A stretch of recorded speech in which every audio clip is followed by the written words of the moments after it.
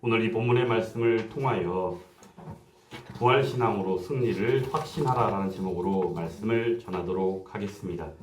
오늘 오전 예배를 통해서 우리는 부활에 대해서 다양한 내용들을 접하고 우리가 지식으로 이해하며 부활의 의미를 되새기는 시간을 가졌습니다. 부활의 증거에 대해서 무엇이라 말씀드렸습니까? 빈 무덤이 있었고 천사들의 증언이 있었고 또한 친히 부활하신 예수님께서 만난 이들, 목격자들의 증언들이 있었다라고 말씀드렸습니다. 그리고 예수님이 부활하신 것은 어떻게 부활하시게 되었는가? 우리가 잘 알고 있듯이 우리 하늘에 계신 우리 아버지의 권능이요 능력으로, 그리고 우리 하나님 되시는 예수 그리스도 자신의 능력으로 부활하시게 되었다라고 말씀을 전했습니다. 그리고 또한 부활은 그 의미를 여러 가지 담고 있습니다. 첫 번째 의미로서 승리를 말씀드렸습니다. 승리는 어떤 승리였습니까? 사단 마귀의 우두머리, 죄와 사망의 우두머리 되는 바로 사단을 하나님께서 이기신 승리였다라고 말씀드렸습니다. 그리고 진리 되시는 우리 하나님, 그러므로 진리가 비진리를 이긴 사건이기도 하다라고 말씀드렸습니다. 그런 가운데 예수님께서 십자가 도상에서 조롱하고 비난하는 이들을 향하여 저들을 불쌍히 여겨 주옵소서, 바로 베푸신 그 사랑을 통하여 조롱하고 비난하던 미움에 있던 그들, 그런데 그 하나님의 사랑이 바로 그 미움을 이기셨다라고 말씀드렸습니다. 그리고 마지막 네 번째로는 생명이 사망을 이기는 아주 중대한 사건이었다라고 말씀을 드렸습니다. 그러면 이 부활은 우리에게 어떤 확신을 주는가? 부활을 통해서 우리는 우리의 하나님이 어떠하시다? 살아계신다라는 사실을 확신하게 되었습니다. 그리고 또한 우리의 예수님이 이 땅에 몸을 입고 오신 우리의 하나님이라는 사실을 또한 확신하게 되었다라고 말씀을 드렸습니다. 그리고 세 번째로는 무엇입니까? 십자가 구속으로 말미암아 죄값을 치르시고 우리를 구원하신 그 구원이 결국에는 부활 사건을 통하여 확인하기에 이르렀다라는 사실이, 그러므로 십자가 구속과 더불어 부활은 뗄래야 뗄 수 없는 것이며 항시 함께 이야기되어야 하는 것이다 라고 말씀을 드렸습니다. 결국엔 무엇입니까? 영광도 고난이 있어야 영광이 가능한 것이에요. 우리는 그런데 어떠합니까? 고난 하면 벌써 힘들어합니다. 이 시대 가운데 얘기해서 예를 들어 고난이라는 표현을 쓰면은 흔히 우리들의 입술에서 나오는 얘기는 뭡니까? 세상에서 사는 것조차도 고난이요 힘들진데 교회에 와서 말씀을 드리며 예배를 드리는 순간에도 고난이라는 이야기를 듣는 것이 너무 힘들어요. 요즘 시대 우리들의 모습이. 그런데 하나님의 말씀은 그 고난에서 멈추는 것이 아니라 그 고난을 우리가 의미를 새기고 그 고난 가운데 함께 있었을 때 우리에게 말씀하신 그 영광도 받게 되어진다는 사실을 함께나 얘기하신다는 것을 우리는 알아야 한다는 것이죠. 그러므로 구원이 성취되어졌음을 우리는 부활 사건을 통하여 확신하게 되어집니다. 그리고 또한 이 부활은 우리에게 어떤 확신을 줍니까? 우리들 자신에게서 그치는 것이 아니라 궁극적으로는 어떤 것이에요? 하나님을 믿는 믿음의 사람들이라면 다 부활의 열매가 될 수 있다는 사실을 우리에게 보증하시는 일들로 우리에게 부활에 통하여 확신하게 하신다라는 사실을 말씀드렸습니다. 그리고 마지막으로 부활이 있음으로 말미암아 예수님이 40일 동안 이 땅에서 어떻게 하셨어요? 부활하시고 그 가운데 하나님 나라의 일을 계속 전하시다가 승천하시는 일들로 나아가게 되며 그 가운데 약속하신 보혜사 성령님을 보내심으로 오순절 성령 강림의 역사가 일어나는 그러한 현장이 교회 가운데 나타나게 되어지고 이를 통하여 또한 약속하신 바 이 땅에 다시 오실 예수 그리스도에 대하여 믿음으로 확신하게 되어졌다라고 말씀을 전했습니다. 궁극적으로 오늘 오전의 말씀을 통해서 주는 바 무엇입니까? 믿음이 약한 자들입니다. 믿음보다는 하나님 예수님이 말씀하신 그 말씀들을 기억치 못한 이들입니다. 눈이 어두웠습니다. 그래서 천사들이 증언하고 그 빈 무덤 가운데에 살아나신 예수님이 그 부활을 직접 그대로 행하신 모습에 대하여 이야기했지만 그들은 어떻게 했습니까? 기이 여기고 대수롭지 않게 여기고 때로는 어떻게 해요? 그냥 보고 고개를 갸우뚱하며 돌아가는 이들도 있었다라는 사실이죠. 이때 우리는 어떤 것을 발견합니까? 믿음이 없는 이들, 부활에 대한 믿음이 없는 이들에게 마땅히 필요한 일은 무엇이었습니까? 성경에 기록된 대로 성경 말씀에 대한 묵상을 통하여 성령께서 역사하시사 깨닫게 하시고 깨달아짐으로 말미암아 믿어지는 믿음으로 나아가게 되었다. 그러므로 말미암아 믿음은 들음에서 납니다. 근데 그 들음은 무엇입니까? 그리스도의 말씀으로 말미암다는 사실입니다. 우리의 하나님 예수님, 그 예수님의 부활은 우리에게 이처럼 놀라운 일입니다. 이 놀라운 예수님의 부활하심에 대해서 우리는 어떤 생각을 가지며 살아야 할까? 핵심은 간단합니다. 오늘 말씀을 통해서 고린도전서 15장은 우리가 흔히 아는 바 어떤 장의 부활장이라는 별칭을 가지고 있는 말씀입니다. 부활장의 내용 가운데에는 핵심은 바로 무엇입니까? 죽은 자의 부활이 없었다면 예수님의 부활도 있지 않을 것이라 말합니다. 부활 사건은 하나님이 약속하신 바 말씀 가운데 핵심이 되는 내용 중에 한 부분이기도 하다라는 것을 우리에게 상기하게 한다라는 사실입니다. 제가 주보에다가 처음으로 내용을 좀 정리해서 올려봤는데요. 주보의 내용을 한번 나중에 묵상하시면 좋겠는데, 주보의 내용 가운데 보면은 저는 이 부활을 아주 중요한 한 부분으로 접근해서 정리를 했습니다. 무엇입니까? 반드시 지키시고 이루실 약속이 또한 부활이었다라는 사실입니다. 예수님께서도 친히 말씀하실 때 무엇이라 말씀합니까? 모세의 율법과 선지자들의 글과 시편에 기록된 바 그 일들을 그대로 행하시기 위하여. 그리고 그 일들을 어떻게 하셨어요? 다 이루셨습니다. 그분이 바로 우리 하나님 예수님이라는 사실입니다. 여기서 우리는 한 가지를 발견해야 합니다. 바로 성경을 통해 하나님께서는 우리에게 무엇을 하십니까? 수없이 말씀하십니다. 근데 그 말씀은 그냥 말씀이 아니라 무엇이에요? 우리에게 하신 약속이더라라는 사실이. 그리고 그 약속을 우리에게 어떻게 하십니까? 신실하심으로 지키시고 반드시 이루셨는데, 그 이루신 가운데 한 부분이 바로 무엇이더라? 십자가 고난과 죽음과 그 이후에 끝이 아니라 3일 만에 부활하신 부활 승리였다라는 사실입니다.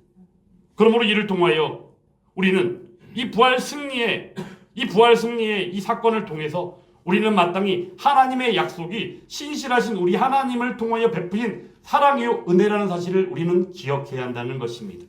하나님의 은혜는 과연 무엇입니까? 이 글 가운데 저는 이런 내용을 담아놨습니다. 원시복음을 통해서 약속하셨고요. 수많은 구약의 예언들을 통해서도 메시아를 약속하셨고요. 그리고 예수님께서 이 땅에 오셔서 복음서를 통해서도 수차례 밝히시며 십자가 순환과 죽음과 3일 만에 부활을 말씀하셨습니다. 그리고는 어떻게 하셨습니까? 그 일들을 그대로 이루셨습니다.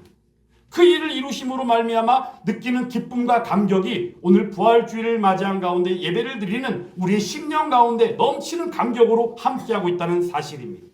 이 사실이 믿어지십니까? 단순히 우리의 감정입니까? 아니 매년마다 돌아오는 부활주일이니까 별 감흥이 없습니까? 근데 부활의 기쁨은 하루 그냥 느끼는 감정에 머무는 것이 아니라 예수님의 고난은 늘 우리의 고난이 될 수 있는 것이고, 예수님의 주신 생명은 우리에게 늘 생명으로 우리에게 새롭게 되어지는 것이며, 그 부활 승리는 우리의 삶 가운데 마땅히 부어지는 하나님의 영원하신 변하지 않는 능력이요 은혜라는 사실을 우리는 기억해야 한다는 것입니다. 그러므로 오늘 말씀 가운데 보면 부활장의 하반절 뒤쪽의 내용을 통해서 우리에게 주시는 내용이 바로 무엇입니까?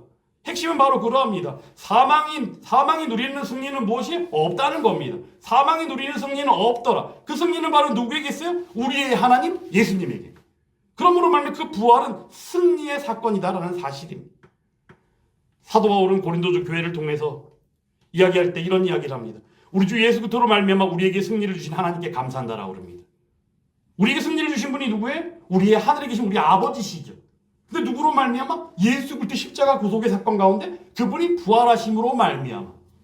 그래서 우리가 믿는 하나님 가운데 주시는 은혜는 어떻게 합니까? 하나님께서 계획하시고 하나님께서 마땅히 그렇게 하실진데, 그 가운데의 핵심은 우리 주 예수 그리스도로 말미암는 능력의 역사다라는 사실이에요. 그래서 우리는 예수님을 빼어놓고는 말할 수 없습니다. 그런데 핵심은 뭐예요? 그 예수님이 바로 우리의 하나님이더라. 할렐루야. 이 사실이 우리들이 믿어줘야 한다는 것입니다. 그래서 제가 주보에 정리한 내용 가운데 이런 내용을 실어놨습니다. 그러므로 우리는 하나님의 약속과 그 지키심을 하나님의 계시인 성경을 통하여 늘 묵상하며 삶으로 어떻게 해야 돼요? 확증하는 것이에요. 핵심은 바로 뭡니까? 부활 사건이 우리에게 그냥 감격으로 끝나는 것입니까? 아니라는 것이죠. 내가 받은 바 그 은혜와 기쁨과 감격 가운데 그것을 나가 어떻게 돼? 만방에 전해야 하는 것이에요. 이것이 복음 전파입니다. 그 가운데 우리가 보게 되는 것이 바로 무엇입니까? 부활을 통해서 우리가 확신되어지는 거 첫 번째, 두 번째 내용이 뭐였어요? 우리 하나님이 살아계시다.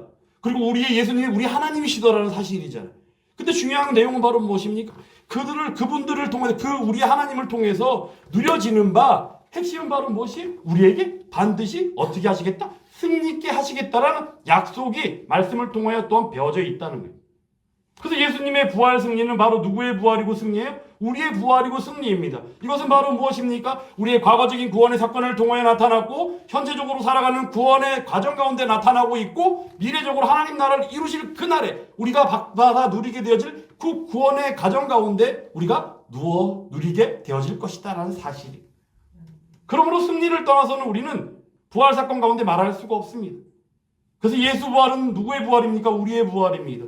예수님의 승리는 누구의 승리입니까? 우리의 승리입니다. 이 사실을 너무나도 잘 알고 있는 사도 바울이 고린도 교회를 향하여 권면하는 가운데 그 자신이 믿음으로 고백하는 가운데 핵심이 되는 내용이 우리에게 승리를 주신 하나님께 감사합니다. 주님을 찬양합니다라고 고백하고 있는 것이 늘 사도 바울의 고백 가운데는 믿음의 고백이 배어져 있어요. 우리도 마찬가지로 저 복음을 전할 때도 우리의 믿음의 고백이 배어져 나와야 하는 것이에요. 그래서 내가 예전에 어떻게 했는데 예전에는 이런 일을 경험했는데 이런 것들은 아무 소용이 없습니다. 과거는 과거일 뿐 현재가 중요한 것이. 이전에도 지난주인가도 말씀을 전하면 이런 얘기 들은 적 있죠. 지난주인가 지지난주에도. 마음이 상한 자를 고치신 우리 하나님이십니다. 우리가 주의 일을 하다 보면 마음이 상하는 경우가 종이 있습니다. 근데 그런 일들을 경험하고 나서 뒤에 가서 내용을 보다 보면은요. 우리가 회개할 일들이 더 생겨요. 왜냐하면 내가 주님을 바라보고 일을 했다 생각했는데 나중에 보니까 그 마음의 상처 가운데 핵심은 바로 뭐예요? 주님을 바라본 것이 아니라 그 사람을 본 경우가 너무 많더라는 거예요. 우리가 사람을 본다면 반드시 뭐가 있어요? 실망이 있을 수밖에 없어요. 근데 우리 주님은 어떻게 하십니까? 그 실망조차도 누릴 시간을 주시지 않는 분이 우리 하나님이십니다. 부으시는 은혜가 있고 부으시는 능력의 역사가 있습니다. 그러므로 우리는 주님을 떠나서는 말할 수가 없는 것입니다. 주님을 떠나서는 어떠한 섬김도 있을 수가 없는 것이에요. 예수 함께 교회 가운데 나아가 전도할 때도 마찬가지입니다. 전도하는 마음 가운데는 수고로움 가운데 우리가 마음에 기가 생각하는 그런 어떤 일들이 무엇입니까? 내가 나가서 전도 물티슈 하나 돌렸을 때 이분과 나눔을 나눴을 때 이분이 전화라도 한번 해주면 좋겠고 반드시 예배자의 자리로 나오면 좋겠고 기왕이면 예수 함께 등록하면 좋겠고 그렇게 해서 교회 일꾼으로 세워지면 좋겠고 여러 가지 생각들을 많이 할 거예요. 아무 생각 없이 전도 물티슈 들고 나가서 예수 함께 교회인데요. 교회 나오세요. 이렇게 말 한마디 전하는 게 아니라는 겁니다. 우리가 겉으로 말로 다니다가도 예수 믿으세요. 말 한마디만 들어도 우리는 그 가운데 하나님의 부르심을 입는 것이에요. 근데 부르심에도 사실은 두 가지가 있다는 걸 우리는 알아야 됩니다. 부르심에도 일반적인 부르심이 있고요. 두 번째로는 유효적인 부르심이 있습니다. 일반적인 부르심은 뭐냐? 우리가 예수 믿으세요라는 말 한마디를 즐겨 기억을 듣는 거. 아니면 친구가 교회 나와 이 한마디 듣는 거. 아니면 CTS나 기독교 방송을 통해서 복음을 듣는 이 순간조차도 우리는 일반적으로 하나님께서 부르시는 부르심이라는 사실이에요. 그렇다고 해서 그들이 교회에 나옵니까? 예배자의 자리에 나옵니까? 아니라는 것입니다. 여기서 한 가지 중요한 거. 가운데 부르심 두 번째가 바로 무엇이냐? 유효적인 부르심이에요. 특별한 부르심이죠. 여기에는 분명한 무엇이 있습니까? 성령 하나님의 인도하심과 역사가 있더라. 그래서 전도할 때 우리가 제 아무리 수고한다 할지라도 열매 맺어짐에 대해서 우리가 염려할 필요가 없습니다. 수고하고 피곤할 수는 있겠지만 그 가운데 노심초사할 이유가 없습니다. 그저 우리는 어떻게 하면 되는가? 주의 이름으로 나아가기만 하면 되는 것이에요. 그것이 바로 부활 승리하신 우리 하나님의 능력이더라는 사실입니다. 사랑하는 여러분, 우리는 부활 신앙으로 확신하며 나아갑니다. 부활하신 예수님을 통하여 우리는 승리를 보았습니다. 그 우리가 누리는 예수님이 누리시고 우리에게 밝히 보이신 그 승리는 누구의 것입니까? 바로 우리들 자신의 것이라는 사실입니다. 사람을 바라보지 마십시오. 심지어 예수 함께 교회에 속하여 예배를 드리는 가운데서 저를 보지 마시라는 거예요. 오직 하나님을 바라보시는 우리들이 될 수 있기를 주의 이름으로 축원합니다. 그렇게 한다면 섬기는 모습도 부담이 되는 것이 아니라 주님을 바라보고 하나님의 열심으로 나와 섬기지 않을 수 없는, 섬기지 아니하고는 참을 수 없는 그런 감격으로 나아가게 될 줄 믿습니다. 이것이 바로 주님께서 주시는 회복입니다. 주님께서 주시는 은혜입니다. 그리고 주님께서 주시는 능력일 줄 믿습니다. 그러면 이 능력을 통하여 나아가는 바 우리들은 어떻게 하게 됩니까? 오늘 말씀 가운데 보면은 사망한테 얘기하죠. 너의 승리가 어디 있느냐? 네가 쏘는 게 어디 있냐? 사망이 쏘는 건 뭐예요? 죄밖에 없어요. 죄의 삭은 뭐예요? 사망이라고 그러잖아요. 그죠? 죄의 삭은 사망이에요. 죄 끝에는 뭐밖에 없어요? 사망밖에 없는 거예요. 왜냐하면 하나님과의 관계가 아닌 건데요. 하나님과 멀리 있는 건데요. 아니 하나님이 경멸하시는 건데요. 여러분들이 말씀드리잖아요. 요즘 이제 너무들 다 힘들다 하니까 사람들 대하는 것조차도 대하는 것 자체가 부담스러워요. 그래서 정말 힘들어요. 괜히 말 한마디 했다가 이 사람이 이상한 생각하면 어떻게 하지? 오히려 욕이라도 하면 어떻게 하지?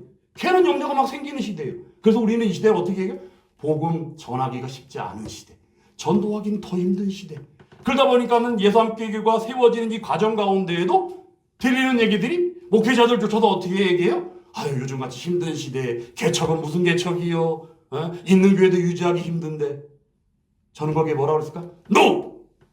주님은 하시면 하십니다. 할렐루야.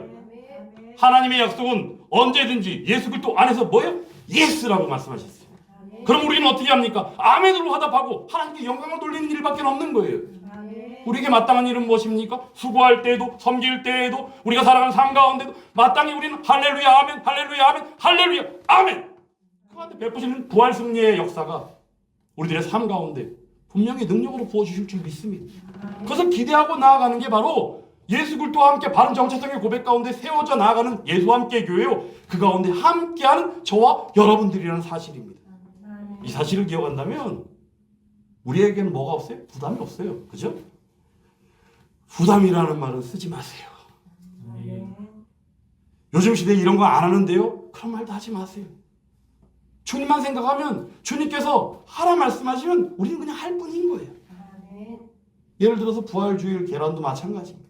부활주일 계란, 삶은 계란을 내가 잘 안 먹는데요. 좋아하지 않는데 이거 가져가면 잘 안 먹는데요. 먹은 적이 없는데요. 그건 그들이 할 몫인 거예요. 우리는 그죠? 부활의 기쁨을 전하는 하나의 전통적인 방법으로서 부활주일 계란을 심플하게 우리가 섬길 뿐인 것이에요.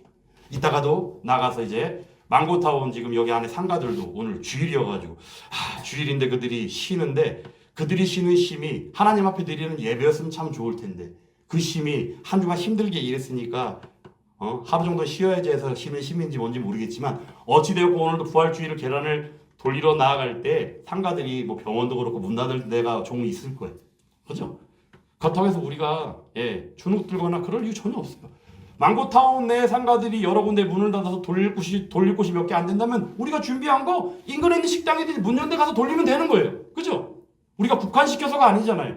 기왕이면 그렇다고 우리가 뭐 계란을 뭐 30판, 60판, 100판을 삶아가지고 막 1000개의 계란을 준비해가지고 사방팔방 차를 타고 다니면서 돌리자는 계획을 잡은 게 아니잖아요. 그러다 보니까 망고타운 우리 상가 내에서만큼은 부활의 기쁨을 전했으면 좋겠다는 의미에서 하는 것이. 근데 그것이 뜻대로 잘 안 되면 우리의 지경을 넓히면 되는 거예요. 어디요? 망고타운 앞에 나가서 그죠? 뭐 백다방도 될 수 있고 뭐 여러 가지 될 수 있잖아요. 전하는 거예요. 근데 전하고 났을 때 우리의 마음은 무엇이에요? 부활의 기쁨과 감격을 그대로 전하며 그 기쁨과 감격이 그들에게 전파되어지며 그 능력과 은혜가 베풀어지며 그들이 주 안으로 들어오고 기왕이면 예수 함께 예배자의 자리로 들어오면 좋겠다라는 간절하고 그런 소원하는 마음을 담아서 하면 되는 것이에요. 그의 일은 누가 하시리라? 성령 하나님께서 책임지시리라. 할렐루야. 이것이 바로 보증하는 삶인 거예요.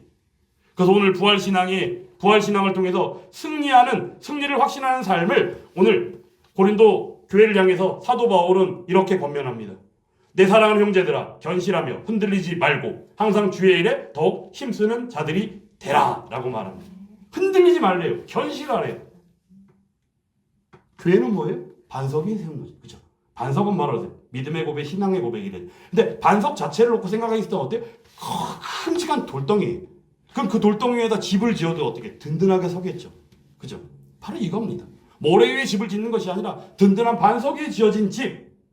그것이 바로 믿음이요 신앙 고백일진데 그 가운데 세워진 교회가 예수 함께 교회인 줄 믿습니다. 그 가운데 함께하는 저와 여러분들이 있기에 부활주일 계란을 돌릴 때도 부활의 기쁨이 배가 되고 부활의 감격이 배가 되고 그 살아 역사하시는 능력이 생명으로 배어져 나가 그들이 온전히 예배자의 자리로 나오게 될 줄 믿습니다. 일하시는 분은 바로 누구더라? 내가 합니까? 아니, 우리는 수고할 뿐 그 일을 담당하시고 책임지시고 보증하시는 분은 우리의 하나님이시더라. 할렐루야. 이 사실을 기억하며 함께 온전히 그 일을 힘쓰며 나아가는 저와 여러분들의 듣기를 주의 이름으로 축원합니다. 너희 수고가 주 안에서 헛되지 아니하리라. 우리가 기도할 때도 이런 기도하잖아요. 허공을 치는 소리 하면 기도하면 안 되는 거예요. 기도도 마찬가지입니다. 허공을 치는 기도가 아니라 뭐예요? 우리가 온전히 하나님 앞에 회개함을 통하여 하나님을 온전히 다 드러내는 가운데 하나님께서 들으시는 기도자가 되라고 말씀드렸잖아요. 그죠? 하나님께서 들으시는 기도자. 기도의 핵심은 그러합니다. 우리가 관철시키기 위해서 이러합니다 저러합니다 이게 아니라는 거예요. 나를 온전히 내어놓고 우리가 온전히 하나님 앞에 돌아섰을 때 하나님께서는 우리의 기도를 들으신다는 겁니다. 들으실 때 하나님께서 이미 일하고 계시는 바 그 일들을 능력으로 은혜로 베풀어 주시고 심지어는 열매 맺어짐을 보는 바 우리도 그 영광에 참여하게 되어지리라. 할렐루야. 이러한 사실을 기억할 때 우리는 어때요? 그죠? 실망할 필요가 없어요. 좌절할 필요가 없어요. 염려할 필요가 없어요. 이전에 상처가 있습니까? 벗어 던지시기 바랍니다. 그 상처를 사람들 통해 받은 상처라면 오히려 그들을 용서하는 계기가 될 수 있기를 주의 이름으로 축원합니다. 부활 사건은 무엇이라고 그랬어요? 미움조차도 어떻게 해요? 사랑으로 바꾸는 거잖아요. 그죠? 사랑으로 미움을 이긴 사건이 부활이라니까요. 십자가 도상에 죽음을 목전에 두고 있는 예수님께서 비난하고 조롱하고 심지어는 좌우에 있는 강도들조차도, 그죠? 우편 강도가 뒤에 돌아섰지만 처음에는 그러했잖아요, 다들. 그때 예수님께서 뭐라 말씀하십니까? 주여 저들을 불쌍히 여겨 주옵소서. 사랑의 마음이었어요. 그 사랑의 마음은 능력으로 나타납니다. 성경을 통해서 주시는 그 능력과 그 은혜도 그 지혜도 다 하나님의 사랑이 아니면 아무것도 아니라는 것입니다. 그 사랑이 우리에게 능력이 되고 그 사랑이 우리에게 베푸시는 은혜가 되고 그 사랑이 우리에게 베푸시는 지혜가 됩니다. 그러므로 이를 통해서 우리가 나아가는 그 역사는 어떻게 되어지라? 반드시 승리케 되리라. 할렐루야. 사실 이 부활신앙과 연결지어서 우리 한 가지 더 생각해 볼 수 있는 게 부활신앙 안에서 우리는 재림신앙이라는 걸 우리 같이 생각할 수밖에 없어요. 이것도 뗄래 뗄 수가 없는 것이에요. 부활로 확신하는 게 아까 전에 맨 마지막에 뭐라 말씀드렸죠? 부활을 통하여 예수님의 승천이 있게 되어졌고 승천이 있음으로 말미암아 다시 오실 예수님의 약속이 있게 된 것이죠. 그죠? 그래서 부활신앙은 재림신앙과 떨어질 수가 없는 거예요. 우리가 사실 볼 때 데살로니가 교회의 문제 중에 한 부분이 바로 뭐였습니까? 이 예수님의 재림에 대해서 그들의 신앙이 서로 엇방향으로 가는 부분들이 있었잖아요. 예수님이 이 땅에 다시 오십니다라고 자꾸 얘기하니까 그들 가운데는 어떤 생각들을 가지고 있어요? 살아가는 삶을 통해서 볼 때 이제 예수님이 오신다는데 종말의 때가 다 가까워졌는데 주의 때가 가까워졌는데 그냥 우리가 그냥 이러 사는 거 그냥 이런 대로 저런 대로 그냥 살면 되는 거 아니에요? 뭐 이런 사람들이 있어요. 그냥 편리주의로. 그죠? 그때 데살로니가 교회를 향해서 사도 바울을 통해서 권면하는 메시지가 바로 무엇입니까? 그렇게 하지 말라고 그러죠. 어떻게 하라고? 너희 자리에서 최선을 다하여 주의 날을 기다리라. 최선을 다하는 게 중요한 거예요. 오늘 말씀의 핵심도 바로 그러합니다. 견실하여 흔들리지 말고 주의 일에 힘쓰는 자가 되라. 주의 일에 힘쓰는 자가 됐을 때 우리가 누리는 그 하나님의 은혜는 무엇이에요? 든든히 세워져가며 풍성하게 채워져가는 교회를 우리는 바라보게 된다는 거예요. 이 사실이 예수와 함께 교회 가운데 함께 예배하며 또한 든든히 세워져갈 교회를 기대하는 가운데 그 승리를 말씀을 통하여 들은 바 우리는 어떻게 해야 됩니까? 말씀 주보 가운데 이렇게 제가 써놨습니다. 내가 그리스도의 사람, 그리스도인이라면 이루신 약속인 부활의 기쁨 안에서 이루실 약속인 반드시 승리하는 교회 안에 있게 될 것을 확신해야 합니다. 교회는 무엇입니까? 교회는 반드시 승리합니다. 사실 존 칼빈을 통해서 기독교 경례 4권에 보면은 오전에 잠깐 말씀드리면서 모든 경건한 자들의 어머니가 바로 교회라고 말씀드렸잖아요. 그 가운데 뒤에 넘어가면 어떤 내용이 나오냐면요. 참된 교회와 거짓 교회에 대해서 얘기를 해요. 이 땅에 있는 교회들이 다 교회는 아니라는 거예요. 이것을 우리가 다른 말로 바꾸면 보이는 교회, 보이지 않는 교회, 혹은 유형교회와 무형교회라는 표현을 쓰기도 하는데 사실은 이 땅에 존재하는 교회들은 다 보이는 교회고 유형교회예요. 그래서 이 땅에 있는 모든 교회가 다 교회라고 볼 수는 사실 없어요. 왜냐하면 그 가운데는 그릇됨 가운데 잘못된 방향으로 가고 있는 교회들도 분명히 있기 때문에 그렇죠. 그래서 이 시대 목회자들이 말씀을 전하면서 이런 얘기 하잖아요. 요즘 시대가 교회가 무너져가고 있는 시대예요. 교회가 맨날 문을 닫아요. 어떻게 하면 좋아요? 네, 주님께서는 말씀하셨어요. 교회를 세우는 것은 바로 무엇이에요? 하나님께서 우리에게 주신 명령이라는 거예요. 그리고 그 명령 가운데 순종하고 나아갈 때 하나님께서는 어떻게 해요? 쌓아진 공력이 그대로 있으면 우리에게 무엇을 베푸시리라? 상을 베푸시리라.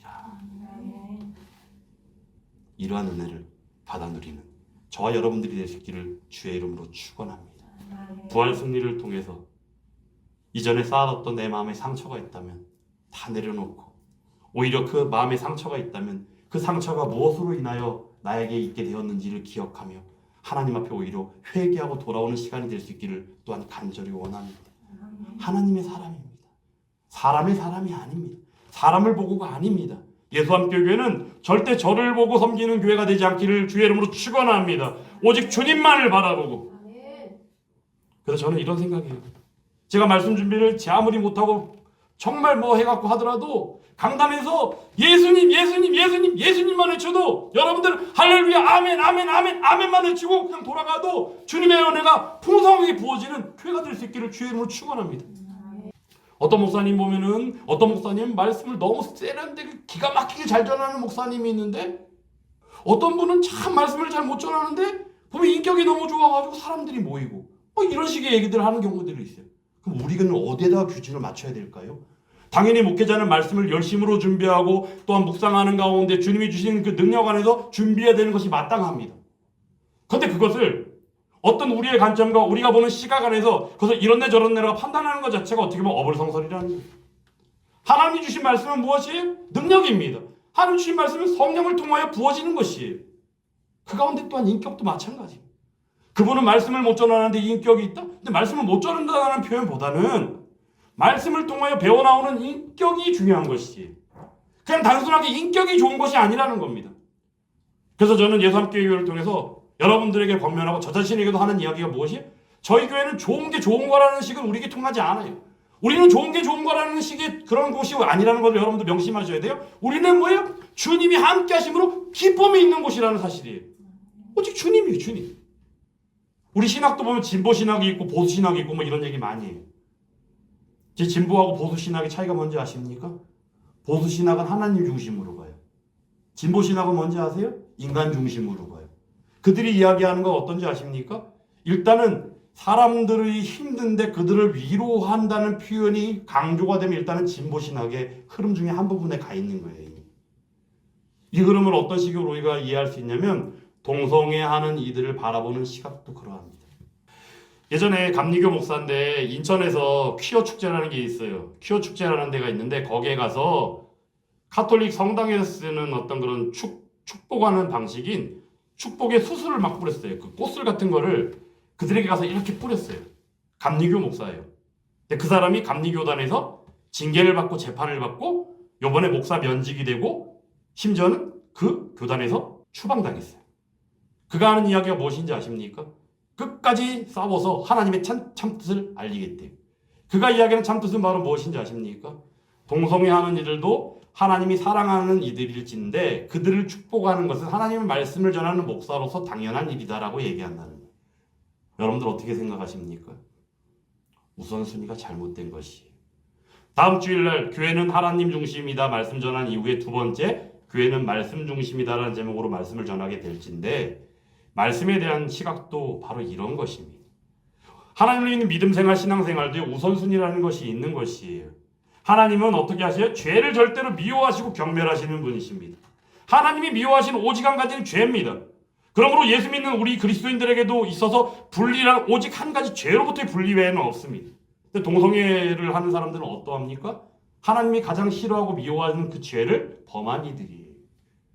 그럼에도 하나님께서는 그들이 돌아오기를 기다리시는 사랑의 하나님이시라는 거예요. 근데 그들은 어떻게 합니까? 그 죄의 문제를 언급하지 않고 그들을 인정하고 그들을 사랑하는 게 우리 하나님이라고 말한다. 이런 의도에서 그들을 축복하는 가운데 교단에서 추방을 당하고 그런 면직을 당하는 일까지 나가게 되는 거예요. 여러분들은 어떻게 생각하십니까? 이 시대는 수많은 왜곡과 모순의 시대입니다. 하나님의 말씀조차도 심지어는 예수님의 부활에 대해서도 반신반의하는 것이 목회자들의 입술을 통하여 나타나고 또 예수님이 다시 오심에 대해서도 반신반의하는 모습으로 강단에서 선포되는 말씀들이 있다는 것입니다. 그러므로 우리의 기도 귀 있는 자는 들어야죠. 들을 귀 있는 자는 들으라 그랬잖아요. 그가 바로 예수 함께 교회요. 그 가운데 말씀을 전하는 저도 최선을 다하여 주시는 마음을 통하여 하나님의 말씀을 준비하고 전하고 있다는 사실입니다. 사랑하는 여러분, 이렇게 힘든 시대를 살고 있어요. 그럼 이 시대 가운데 승리를 선포하는 부활 사건은 우리에게 얼마나 중요한 일일까를 다시 한번 새길 수 있기를 간절히 원합니다. 그리고 주시는 그 승리는 나의 것이기도 하지만 중요한 것은 먼저는 주님의 것이며 주님의 능력이시며 주님의 은혜로 베풀어진다는 사실입니다. 데살로니가 교회의 바로 그 재림 신앙이 사실은 그들의 모습 가운데 이런저런 인간에 접근해서 바라보는 바 그릇된 방향으로 자꾸 나아가다 보니까 교회가 시끄러졌던 것이에요. 그때 사도 바울이 권면하는 내용이 바로 무엇이었다고요? 너희 자리에서 최선을 다하며 흔들리지 말고 주의 일을 감당하며 나아가라. 오늘 나와 있는 58절 말씀과 거의 비슷한 맥락의 말씀입니다. 사랑하는 예수함께교회 교우 여러분, 사실 저는 성도라는 표현을 쓰기를 즐겨하지 않으려고 애를 씁니다. 왜냐하면 저도 여러분도 성도라고 불리에게는 아직까지는 많이 연약하기 때문입니다. 성도라는 이름은 너무나도 귀한 이름입니다. 성도라는 이름은 경건 가운데의 경건, 하나님의 그 보이지 않는 교회 천상 예배 가운데 참여하는 그들이 성도라 불리어지는 이들입니다. 그럼에도 우리는 상속자요, 그리스도와 함께한 상속자이므로 감히 저와 여러분들을 성도라 부르겠습니다. 사랑하는 성도 여러분, 주님이 기뻐하시는 성도로서 흔들리지 않고 견실하며 마음의 상처를 주님의 은혜 가운데 녹여내며 주의 일을 온전히 주님 주시는 열심으로 말미암아 세워갈 때 함께 동참하며 그 승리를 확신하는 부활신앙으로, 재림신앙으로 함께하는 저와 여러분들이 될 수 있기를 주의 이름으로 축원합니다. 그때 예수 함께 교회는 반듯하게 세워져 갈 줄 믿습니다. 지금 연약합니다. 부족합니다. 내 수고를 통하여 어떠한 일을 하나님 하실까? 보좌에 앉으시니가 이르시되 보라 내가 만물을 새롭게 하노라. 할렐루야. 말씀 가운데 있는 게 바로 누구예요? 저예요. 누구예요? 여러분들이에요. 이 사실을 기억하면 또 마음에 품고 있는 전도 대상자들이 있잖아요. 아들도 있고 아는 지인도 있고 남편도 있고 부담으로 여기지 마시고요. 생명의 위주감과 생명의 귀함과 부활 승리하심의 그 능력을 생각하면요. 그들을 위해서 기도하지 않을 수 없는 거예요. 우리의 막연함이 어떤 건지 여러분들이 말씀드렸죠. 에이, 내 힘으로 어떻게 해. 하나님 알아서 때 되면 하시겠지. 이게 문제 있는 신앙의 시작인 거예요. 때 되면 그때는 아무도 몰라요. 하지만 하나님께서는 우리에게 명하십니다. 최선을 다하여 기도하라. 최선을 다하여 그들을 생각하라. 최선을 다하여 그들과 함께하라. 이 사실을 통해서 세워지는 교회. 저도 늘 동참하기를 원합니다. 여러분들도 동참하실 거죠? 그 은혜가 한 주간도 늘 함께하며 충만할 수 있기를 주의 이름으로 축원합니다.